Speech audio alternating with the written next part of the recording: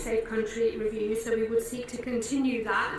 They are publicly available in terms of our position on different countries, and in fact mostly passed through secondary legislation in this House. I make no apology for a system that will privilege in the future those who come to this country through a safe and legal route rather than those who pay people smugglers thousands of pounds and end up in the north of France instead. And the point on visa sanctions is...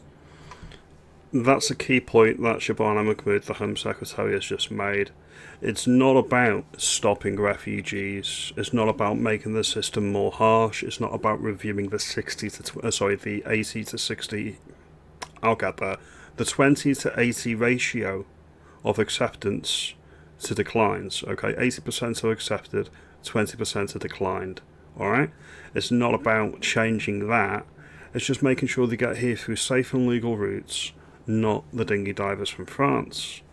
And me personally, the first and the most crucial caveat I would make, and I've mentioned this on previous videos, is if they've already been refused status as a refugee in a Western nation like France, Canada, America, Greece, what have you, if they've already been refused the refugee status, we've got no reason to process a claim here because our European partners, our NATO partners and allies, Commonwealth friends, I trust their judgments. I trust that they've got it right. So we can just copy and paste and say, no, decline, decline, simple as.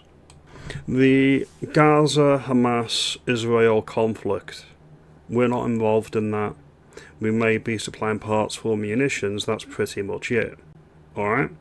Now, if he's referring to America and Britain and the war on terror in the early 2000s, I don't know if he's aware of this, but one of the Middle Eastern countries that took in refugees, as I mentioned earlier in the video, the neighbouring nations to where conflicts are occurring should be taking the refugees.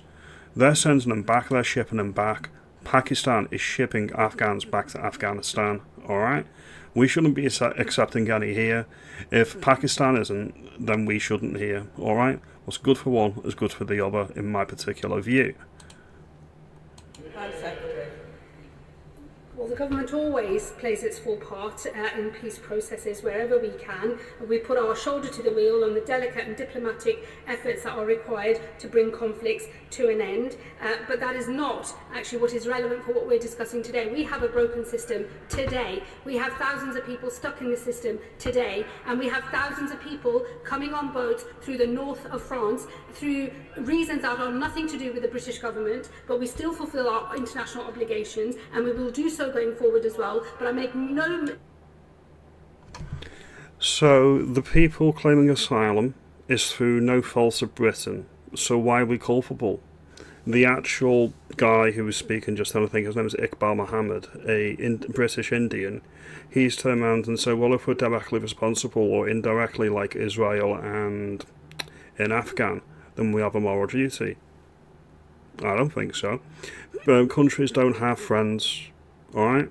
We have interests. That's the way it works, that's the way nations work. If it's not in our interest to accept any refugees, then we don't do it.